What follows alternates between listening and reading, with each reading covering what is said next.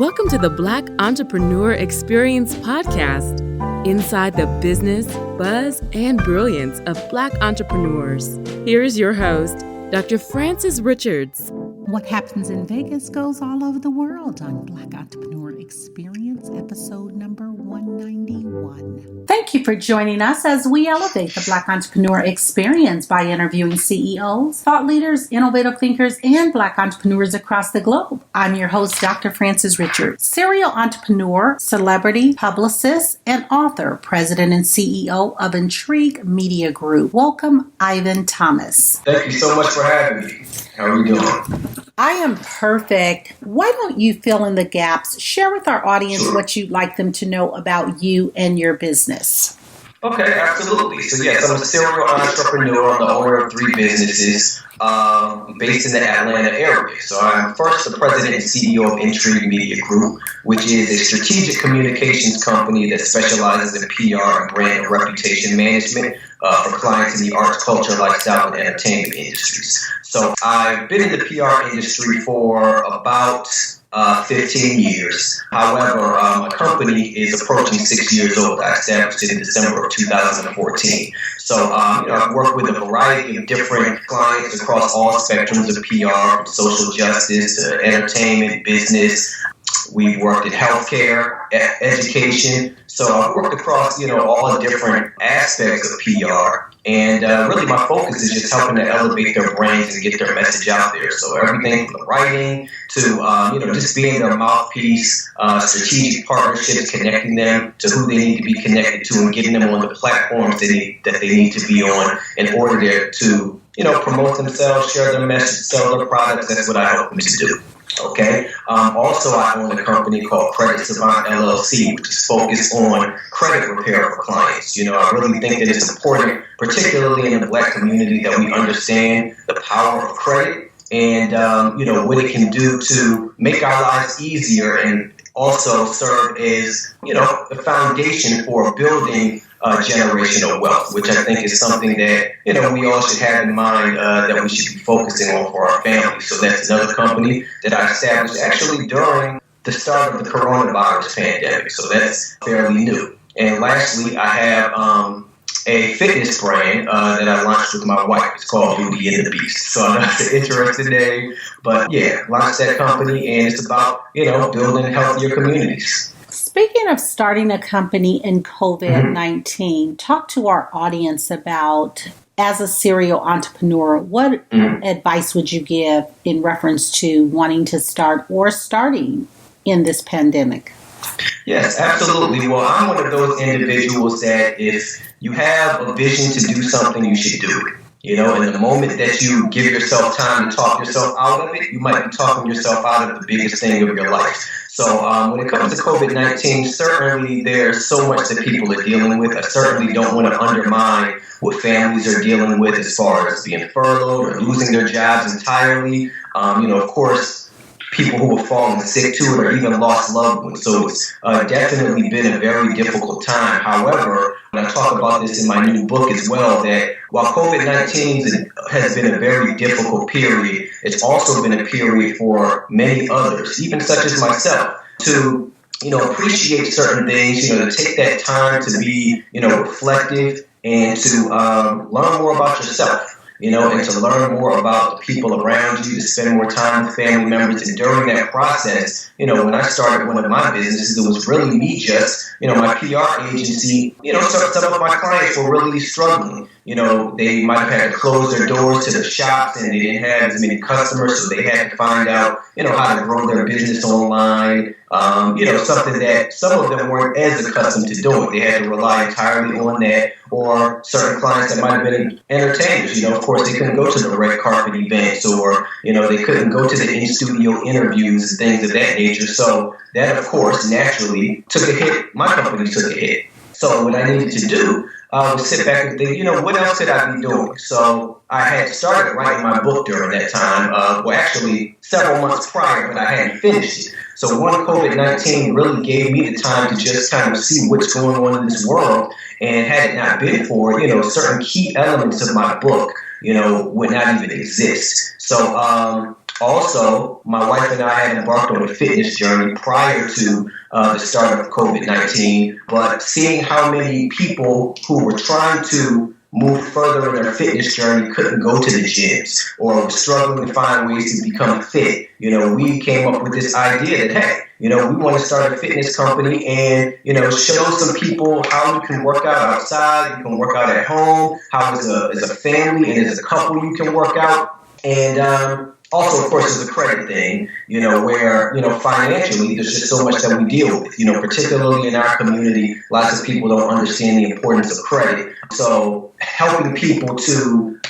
get a grasp on their credit while, their finances might be in disarray was also something that I felt the need to assist people with through my company. So I guess to round it all up, during COVID-19, there are people who have undoubtedly are going to be impacted, but there's a certain group of people within, during this period who are going to really find themselves, who are going to be actually forced into what they always wanted to do in the first place. If they wanted to start a business and they've been putting it on hold and they don't like their job, now it's like, hey, this is an opportunity for me to really explore that. This is an opportunity. I took up painting, over COVID-19 because I'm spending so much time at home. I'm still working from home, but I was home. And I was just listening to jazz, and I'm like, hey, you know what? We're going to get some easels and start painting. And I discovered a passion for painting, during COVID-19. So really, it was just a time for self-actualization for me. It was a time to really sit back and figure out how can I still provide value to the world despite the fact that the world has changed a little bit, right?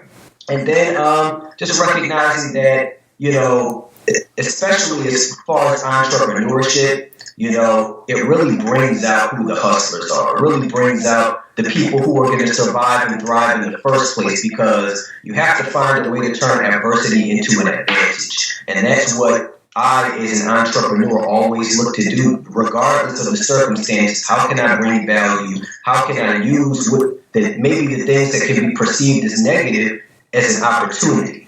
And many successful entrepreneurs see the opportunity in what's happening right now, and you got to find a way to make it work. So I would just advise entrepreneurs to keep their eyes open, to always see how they can bring value. What is the need? Sometimes the needs may shift, and you have to identify those needs and bring value, and that's how you can succeed during a period like COVID-19. Talk about your book. Sure. Okay, absolutely. So here's the book, Defy Gravity, Unleashing Your Greatness Within. And really this book, I don't know if you can see it, okay. So really this book is focused on helping people to defy gravity. And what gravity is any negative thing that can be pulling us down, holding us back from launching and taking off into our dreams. Okay, so it could be, poverty, it can be racism, it could be a terrible relationship. It can be your own self-doubt or even your laziness, that's holding you back from launching into your dreams. So the book is about encouraging people to think and act big, to adopt a mindset that's suited for success. So what that might mean is you have to shed the excuses. You have to shed the self-doubt or learn not to allow people to project their doubts and their fears onto you. And then throughout the book, there's a variety of powerful stories. There's some of my experiences, but there's also stories from highly successful individuals from all different aspects and industries of life. And I share how they overcame adversity, to become who they are today. And then, of course, it's complete with proven strategies for how they can, develop a success mindset and launch into their dreams, whatever they want to do. So that's what the book is really about. Who are your top 2 influencers, Ivan, and what lessons did they teach you? Ooh, my top 2 influencers. That is a tough question. I have a lot of good influencers. Let me see if I can pick 2 out really quickly. Top 2 influencers. Right now, honestly, a person that I listen to a lot, his name is Eric E.T. Thomas. I listen to him a lot because I love motivation. That's actually, how I get started in my day, get excited for my day. It just really does something for me. So I'm always listening to people like him. Another influencer. E.T. Thomas and Right now, honestly, I would say The Rock. The Rock, Dwayne Johnson, I love what he's done with his marketing. I love how he stays in contact with his fan base. He's always upbeat, but he shows you like what it really takes to be successful. Whether he's in the gym working on himself physically, he shows you that. He shows you his post-workout meals. He shows you when he's going to, when he just got off of set. He explains his experiences and really just shares what it takes. And I think that that's so important. One, it's just brilliant how he engages his followers. He's really in tune with them, which is why I guess he has over, 100, 200 million followers on, just Instagram. But I love his work ethic, and actually he's in my book. I talk about how, he was the son of the first black professional wrestler. And he came from this wrestling family. And it's about, I'll give you a little tidbit of the book. So one of the chapters is called Stop Lying to Yourself. Okay, so the book is really about accountability, and it's also about not lying to yourself. Meaning thinking that you're ready for something that you're not, or that your gift or your purpose is in an area that it's not, because we all have a gift and we all have a purpose.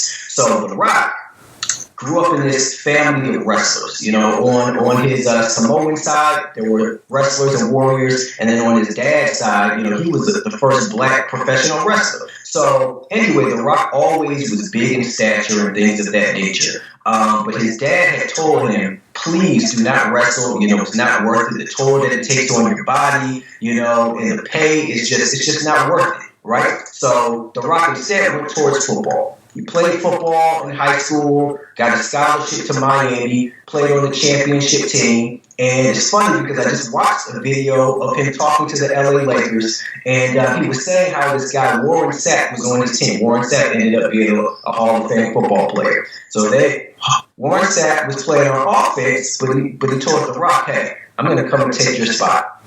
And The Rock said, no, you're not. He's like, yes, I'm going to take your spot. Lo and behold, he took The Rock's spot, right? So he took his spot on the team, and pretty much what happened, their team did great. They won a championship, but The Rock didn't get any offers to play in the NFL. He was big, he was tough, but his skill set just was not there. So he tried his luck in the CFL, Canadian Football League with the Canadian Stampeders, and eventually he got cut. It just didn't work. So he went back home. He's like, I don't know what I'm going to do. And he's like, Dad, I really want to try wrestling. And his dad told him, no, don't try wrestling. He's like, no, I feel like that's what I'm supposed to be doing.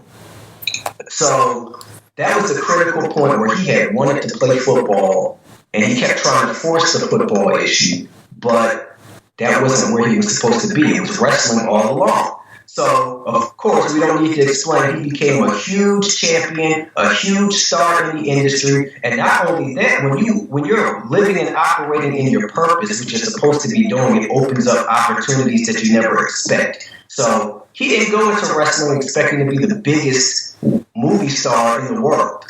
But that's pretty much where he is right now, with all types of action movies. And I don't know how pressed you are for time, but my point is that The Rock is just one of those people that I really follow because of just his never say die attitude. And when he finally found his purpose, he's never let go of it. He's never let go of that gift. He's never let go of what he's supposed to be doing. And you see him thriving to this day because of it. Ivan, talk about purpose. Yes. How do you find your purpose, your passion, and to get in your lane? Absolutely. So I think, again, that's where we have to enter a period of self-actualization. We have to get to know ourselves in order to discover what our purpose is. I think, I'm a person of faith. I believe that God blesses each and every one of us with gifts, and he blesses us with a purpose. And too often, we try to fight the purpose because we want to do exactly what we want to do. But if you pay close attention, of course it requires some experimentation, so you got to experiment, you got to do different things. Some people, unfortunately, in our community, especially with the young men, we pigeonhole ourselves early on in life, in a lot of environments, whether you're going to be an athlete, you're going to be a rapper, you're going to be this, and I think that lots of times people from a young age aren't able to find their purpose because they pigeonhole themselves. They don't experiment and do different things. Sometimes the environment they live in might not permit that, so it can be difficult. But it requires you to really study yourself. So the point where I found my purpose is actually when I became frustrated, and entrepreneurship has always been in me, but my first step into entrepreneurship was when I started working for my dad, actually, out of Howard University. He was a long-time journalist, and he had started a PR company. So while I was in the tail end of my college career, I started working with him, and I ended up working with my dad for about probably 6.5 years, helping him to grow his company. But by about year 4, I started to grow very frustrated because I felt like there were gifts that I had, I felt that there were talents, and there were certain things that I wanted to tap into that I wasn't able to tap into. Sometimes with our parents, they have our lives completely mapped out, the direction you're going to go, how you're going to be successful, which was great. My dad definitely instilled a lot of drive and vision and stuff like that in me, but I ended at a point where I had to recognize, what did I have? Right? I see what you want from me. I see what you think I'm capable of doing, but what do I think I'm capable of doing? What should I be doing? And there came a point where I didn't feel like I was really tapping into that. So I began just studying and studying myself. And I don't think that we study outside so much, we don't study ourselves. What do I want? Who am I? What am I made of? What do I first think that I'm capable of doing? And then just kind of tapping into God, like, hey, you gave me gifts. I know I'm not just here for any reason. I'm here to serve a purpose. So me just doing that digging and that research in myself, and then it just came to me. I'm like, hey, I got to start my own company.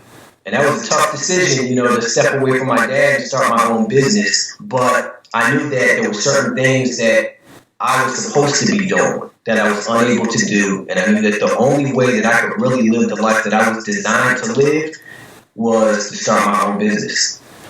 And I think so. That's when I got into, the rocks, and, it's from an inspirational kind of level, not just, him being a star, but, the rock. John H. Johnson's book, Succeeding Against the Odds, completely changed my life. That book I credit to just instilling that, mentality in me and taking away all of the excuses, which is why in my book, it's really big on not making excuses. It's all about mindset. So that's another, I guess we can say, influencer, even though he's not alive, and I've never met him, but his name was on the John H. Johnson School of Communications at Howard University when I attended, and then I read his book, seeing, what he had to overcome to become one of the most successful and wealthiest people at that time, one of the top 400 richest people in the United States, a black man who grew up in the Deep South in 1918. And had to go through racism and everything, even when he moved up to Chicago and started Ebony and, ran all of his businesses. Those types of things really made an impact on me, where I recognized, one, I have a purpose, and two, regardless of what's going on, like, you can't blame your dad at 45 that he didn't let you do what you wanted to do. Like, at some point, you got to man up and make that decision, figure out what you're supposed to be doing and just go for it. No excuses. And books like that really helped me to see that. And then people seeing like what The Rock is doing, seeing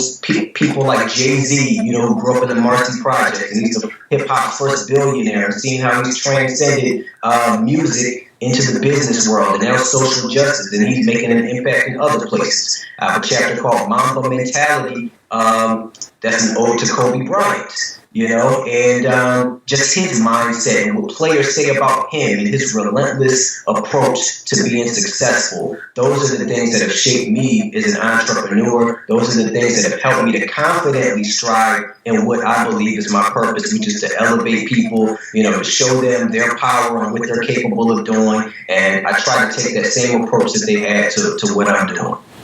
Speaking of books, how can we get your book, Ivan? Absolutely. So my book is available on Amazon. So again, it's called Defy Gravity, Unleashing Your Greatness Within. So you can get it on Amazon.com. You can also go through my PR agency's website, IntrigueMediaGroup.com. Speaking of books, what are you reading right now? Oh, what am I reading right now? So actually, a book that I'm rereading is Think and Grow Rich. You know, I absolutely love that book. That's another book that kind of really got me in the mindset of, you know, just taking my entrepreneurial game and just overall my life to the next level. So I'm rereading that book. I had started reading 48 Laws of Power just to get a sense of what they're saying. I'm just a reader. So I'm kind of partially through that book. But I would say those are the two books that I'm focused on right now. Ivan, what can we do right now to support your businesses?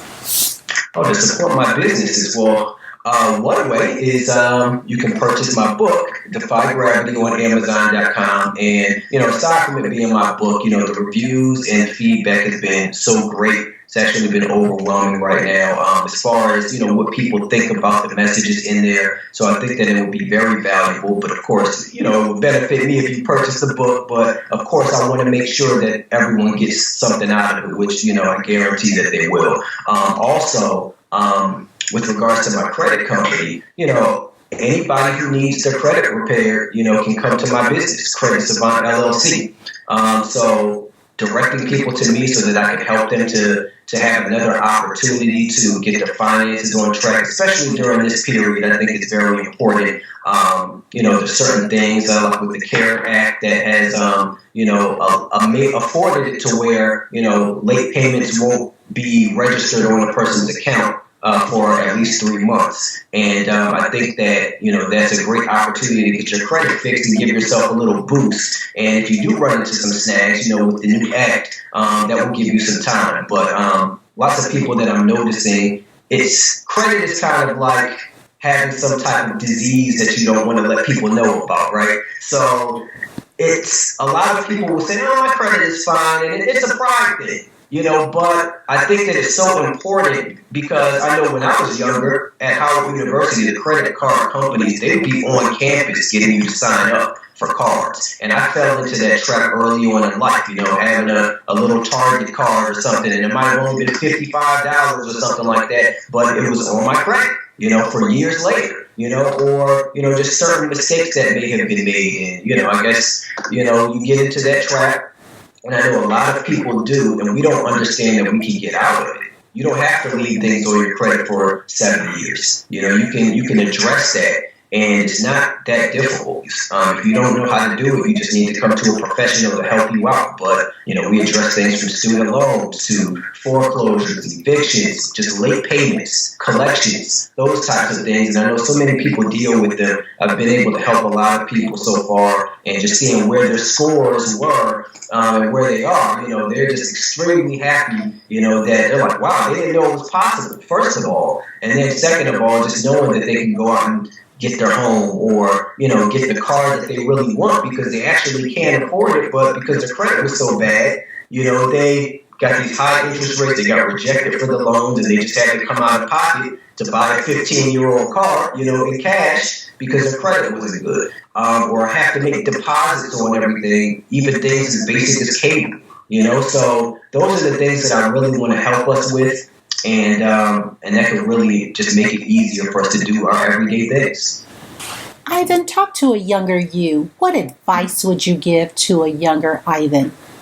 Right. So you often hear that if you could go back, I'm in my 30s now, so if you could go back to your 20s, you would be much more assertive, much more ambitious, you know, and that's absolutely true, you know. So I'm not the first person to say this, but a younger me, handle your business during your 20s, okay? Because everything that you didn't do in your 20s, you're going to be trying to do in your 30s. And it's better to get that head start, you know, because the work is going to be there. You know, too often we want to have the fun. We feel like we're missing out on life, you know, when we're younger. And that's not the case. if you dedicate yourself, you can have fun and you can be further along with your career or your goals or your purpose. And, you'll be in a better spot instead of having to rebound from mistakes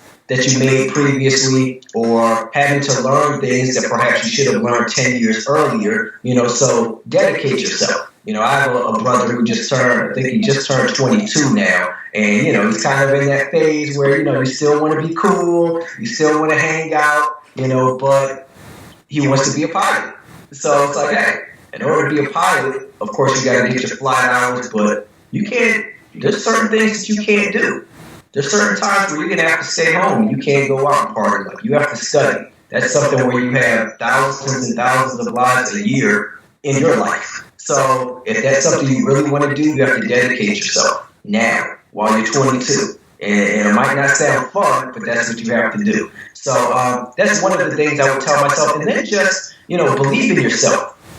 I think that's the key. Especially in this society, we get so caught up in the social media world. We get so caught up in technology, which will also bring me to my next point. But, it's so easy to look at somebody else that you perceive as doing better than you or being successful. Because, of course, on social media, everyone puts the best moments of their lives out there, right? But, believe in yourself. Stop watching other people so much. Believe in what you're capable of doing. And if you have a vision, if you have a dream, just go for it. And I promise you, even when you fall down, that's what you need to become battle tested. You can't become battle tested without going through a battle. So you can't let the tough times hinder you or hold you back. That's part of the process. So you have to believe that you can weather the storm and that you'll be better, as you continue to have these experiences. And I think lots of times we allow people to project their fears and their doubts onto us, which can prevent us from even doing what it is we want to do. Some people might take us from our purpose or our life's assignment because we're taking their advice. And of course, some people might have good intentions for us, but I always say, hey, it's difficult enough trying to map out your own life. So somebody else trying to map out your life, they don't have the answers. They might have some good advice, and some people really do have great advice, but sometimes you got to be careful about the advice that you take. Right? And lastly, embrace the process. So that's what I wanted to get to.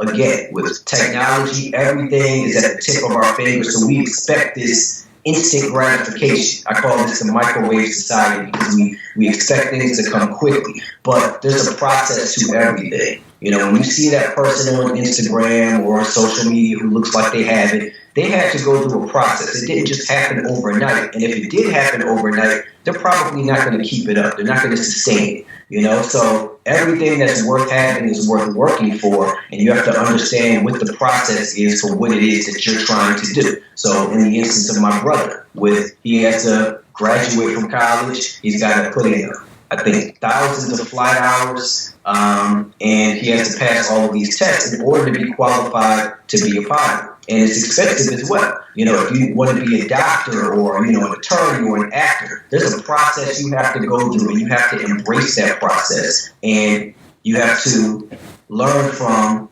the mistakes and recognize that the mistakes aren't failures. They should be lessons. So when you apply those as lessons, you can grow, you can improve, and you just got to work hard.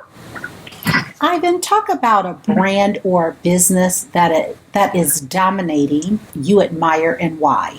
A brand or a business that is dominating that I admire. Well, hey, I think everybody admires Amazon, right?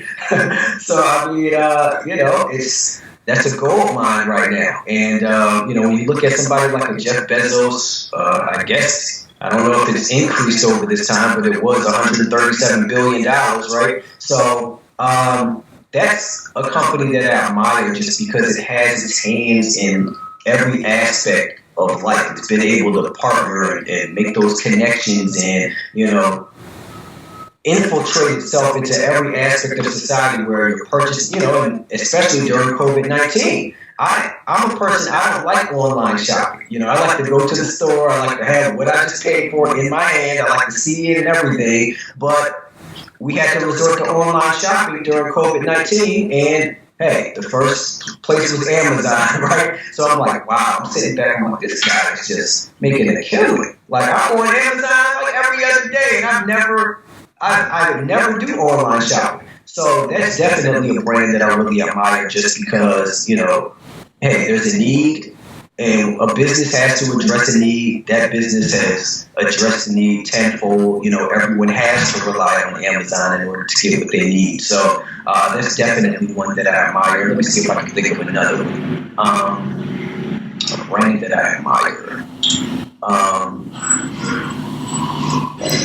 I would probably say a person that I really like is Mark Cuban, you know, who is the owner of the Dallas Mavericks. You know, I think he has an extraordinary brand. Of course, you know, being the owner of multiple businesses, you know, also being on Shark Tank, you know, I watch him a lot and just see how insightful he is and how, you know, intelligent and calculated he is. You know, I also like how progressive and forward thinking he is, you know, how he supports his players on the team, you know, certain movements that are going on right now pertaining to social justice. He's aligned himself, you know, with that, you know, and particularly for his black players, you know, just letting them know that he's on their side, you know, as far as the Black Lives Matter movement, as far as if they feel comfortable kneeling during the national anthem or whatever the case may be. But I just like his approach and the way that he thinks. And he was you know, he came from an immigrant family. He talks about how he had to work, you know, to make things happen and grow his business. And I just think that in multiple areas, he's doing a great job. So I really like his brand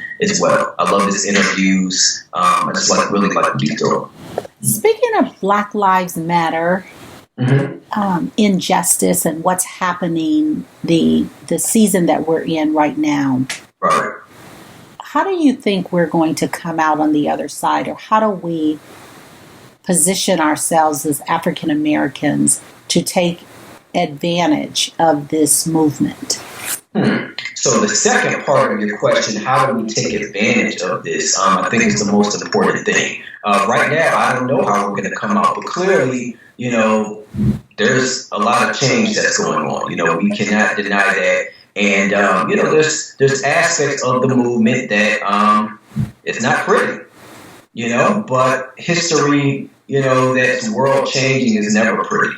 And I think that, you know, so we're seeing Confederate monuments coming down, you know, we're seeing, you know, the impact on legislation and, you know, how we're really just changing the conversation. And we have the world's attention right now. You know, there's people all the way in Korea, you know, and places all over the country shouting Black Lives Matter and aligning themselves with the movement. So I think that, you know, this is a very important time. We have the world's attention. Now, what are we as Black people going to do with it? I think that one movement I mean, we've seen it before, but I think it's very important is supporting Black businesses, right? So, I like to see, you know, people finding, you know, restaurants, you know, I like the apps that are coming out to show different Black-owned businesses that we can support, how we can support them. You know, supporting Black creatives, you know, whether if you need a flyer or business cards or a website done.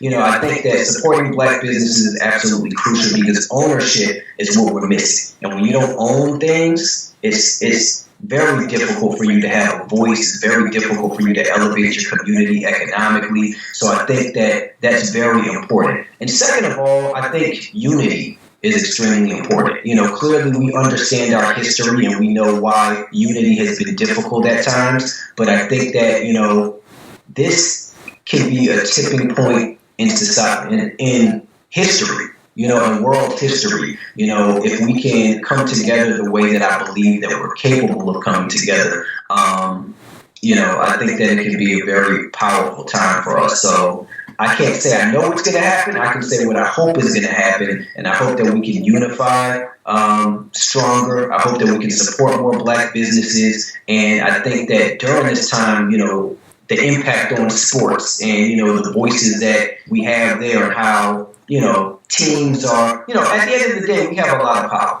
right? We know that we have enormous buying power, and and knowing that we have that buying power, knowing that we have that influence, knowing that the world is really watching us, we have to be strong. We have to be forceful, and we have to demand that people listen, which is to a degree what we've been doing. But after all of the smoke clears, there's us. And I'm a firm believer that there's always going to be the haves and the have-nots. The haves are not going to give it to us. We have to demand it, and the way that we demand it is by doing what we need to do and stand firm. So, it's tough. But I think that, business and politics, making sure that we get out there and influence politics. I think those are the two ways, business ownership and politics, and then just us uniting and adopting that it takes a village mentality again. What problem exists in the world today that you would like to solve? Racism. Racism is, that's the root of why we're facing these issues now, and the country was built on it, which is just a reality. So that's an issue that I would love to solve. And I think first by, instilling a sense of pride in our people, and recognizing what we're capable of doing. I think is, so to where we feel comfortable and we can stand confidently in who we are. And I think that's always been like the struggle for us. The perennial struggle has been us knowing our value and knowing our worth. And I think that that's the first step. And then, just bridging the communication, communication is extremely important. And, in order to address an issue like racism, there has to be discussions, it has to be strong, real discussions that, a lot of people aren't ready for. But, that's an issue that, I would hope to address. But more simplistically, really helping more Black people to start and own businesses. So definitely entrepreneurship is something that I'm a big advocate for. I believe that that's the way that we empower our communities and take more control over our lives is by, ownership. And I would love to, there's so many young, talented people in our communities who, they think that being the next NBA star, the next football star, or the next rapper is their only outlet. When in reality, hey, maybe playing in the NBA is not what you're supposed to be doing. Maybe you're supposed to be, an athletic trainer. Maybe you can be an engineer or a producer or a business executive, a music executive, where you're still connected to the music. Those are things that even I had to realize. Of course, as a kid, I wanted to be a famous football player or a basketball player, right? So that I can't say I'm any different than anybody else. I wanted to be in the league. But, when that didn't pan out for me, how can I still be connected to what I love to do outside of keeping it as a hobby? So in PR, I get the opportunity to represent an NBA player. I get to be connected to sports. I get to work with clients in sports and entertainment through my PR agency and sometimes through credit. Because even these multimillionaires, you'd be surprised, lots of them have bad credit, and you don't recognize how important it is until you actually need it. But that's a way that you're able to be connected to what you love, to still pour into what you love, but maybe it's not being an athlete. And you're capable of being, an attorney or a doctor or, a big executive or an engineer or an astronaut or whatever it is that you want to be. So I want to promote that. That's really what I want to focus on. Let's shift gears for a moment. Talk about the worst moment in business and what was your takeaway? The worst moment in business and what was my takeaway? I don't know if it was the worst, but it's probably up there. So I had a client that I really, it was actually probably my first, I would say, big client. I was probably about a year and a half into my business. And I was very excited about this client. And, initially it seemed to be a great account. We were traveling and things of that nature. And I really just put a ton of effort into it. So this client, I had her in all of the national media, rapidly, I was just really working, lining up opportunities. And I think that, this was a period where, here's a point that you reach in entrepreneurship where, of course, when you start your business initially, you have to you have to grow. You have to crawl, Some people want to come out fast, but sometimes the money that you're expecting doesn't always come right away, right? So I would always work with the client initially so that I could have some income coming in when I started my business. But it got to a point where it's like, okay, I know my value, I know my worth, and you want to start demanding that a bit more. So anyway, I'm working with this client, and I'm making a lot of things happen for her. But she was this big doctor. And we're traveling and we're making things happen. It was all great. But I'm assuming that at some point, the finances on her end might not have been where they needed to be. So as I'm making these things happen, and of course it's time for my next payment, all of these random issues start arising. That this didn't get done, or this didn't get done, or she feels this, or she feels that. And I'm like, okay, why don't we sit down and talk about it? It's like crickets, right? So then my payment doesn't arrive.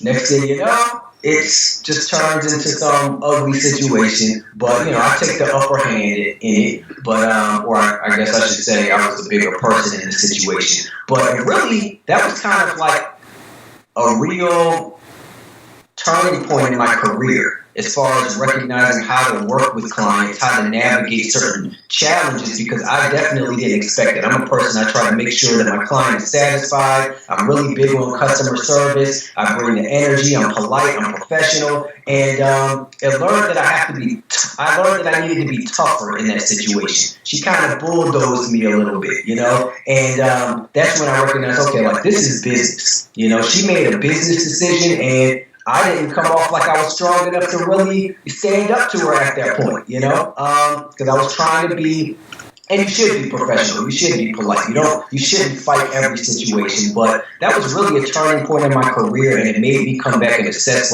what am I doing to, one, allow someone to think that that's what they can do, because there's a whole another situation to it that I'm not completely getting into, but, and then, just tightening up my business where someone doesn't think that they can take your services and just run, right? Because I made a lot of things happen for her that she had not accomplished up to that point. And, I felt kind of taken advantage of. And I feel like the way that I presented my business and I presented myself created the environment for her to feel that she could do that, So that was the first major kind of setback for me, because from that point, I'm a young professional. I just gotten married. We had just moved to the Georgia area. We had bills to pay. My wife was either she was pregnant or we were about to have our baby. She was not working, and that was a big client. I lost it,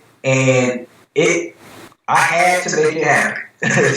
So that was now that I'm really thinking about it, that was a very tough moment, because there were times where I didn't know if I was going to be able to pay the bills, So I learned a lot about, one, what I was made of, Like I said, without going through battles, you can't be battle tested. There were times when I'm like, man, do I need to get another job or something like that? But I refused to stop. I said, no, I'm going to buckle down. I don't care if I'm working 18-hour days. I'm doing this until the wheels fall off, and I had to buckle down. So that was a tough period for me. It really was.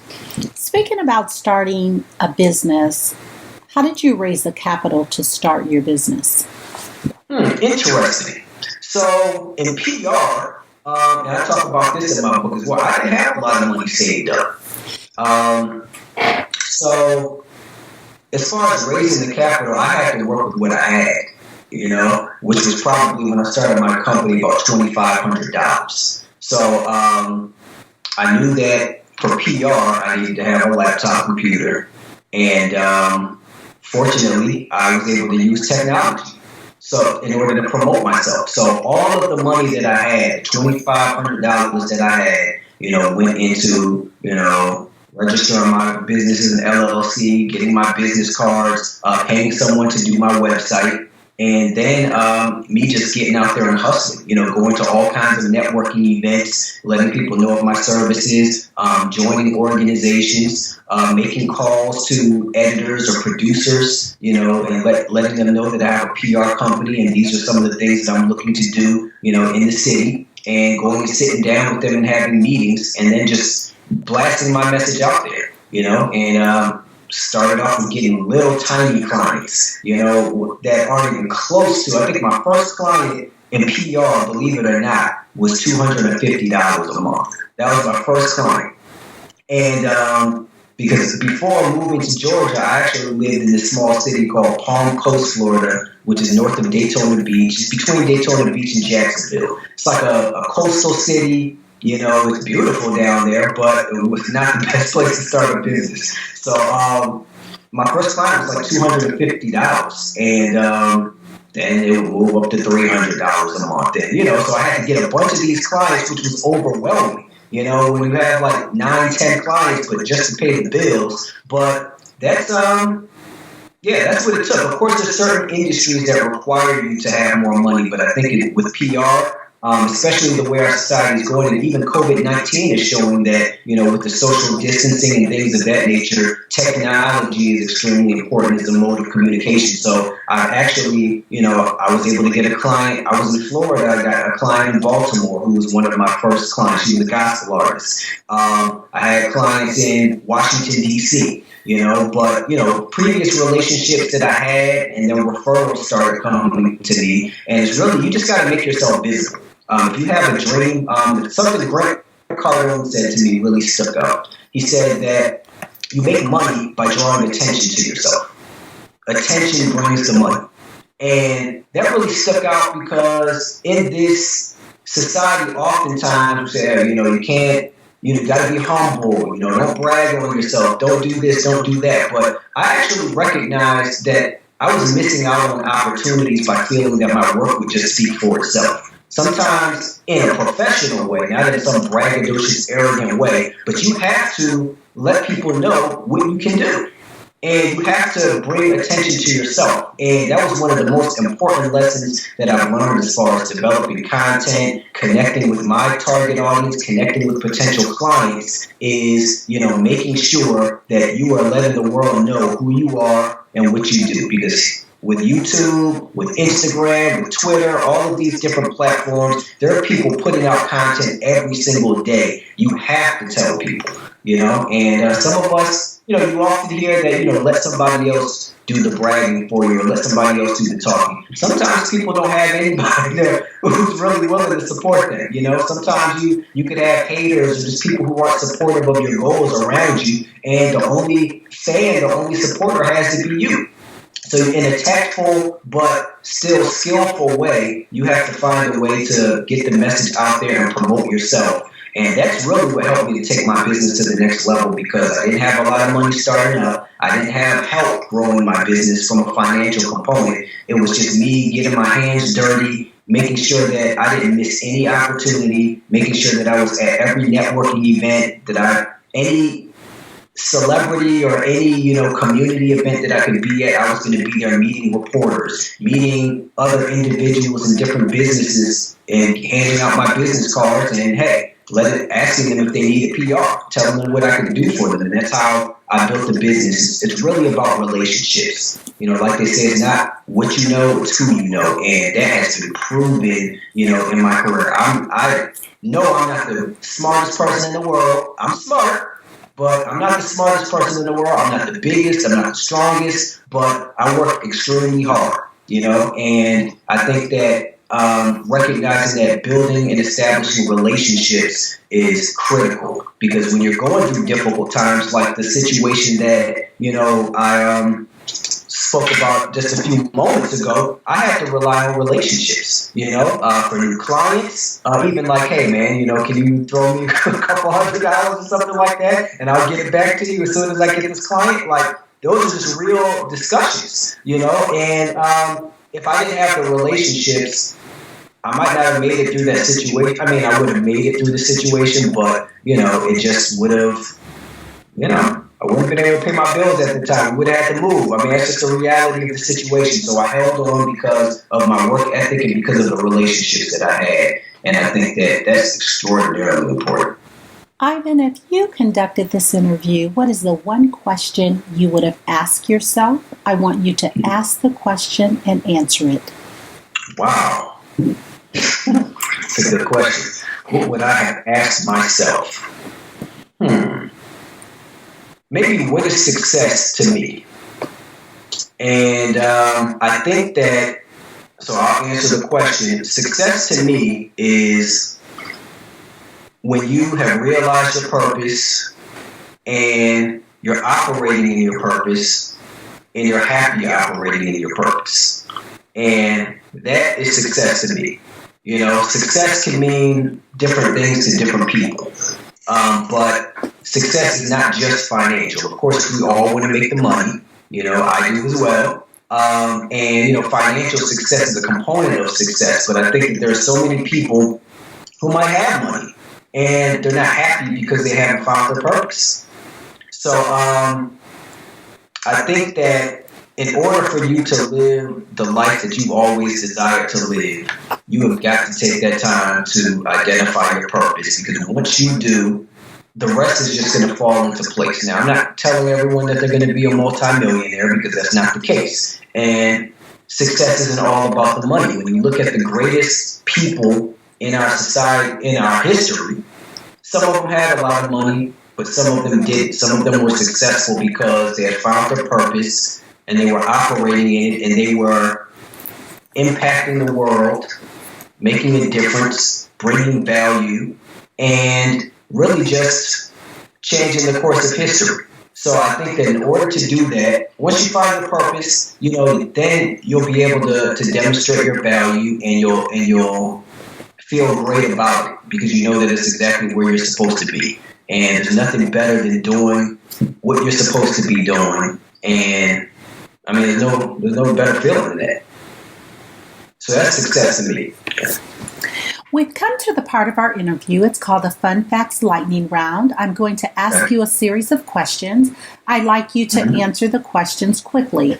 If you desire not to answer something, feel free to say pass. Are you ready for the Fun Facts Lightning Round? I am ready.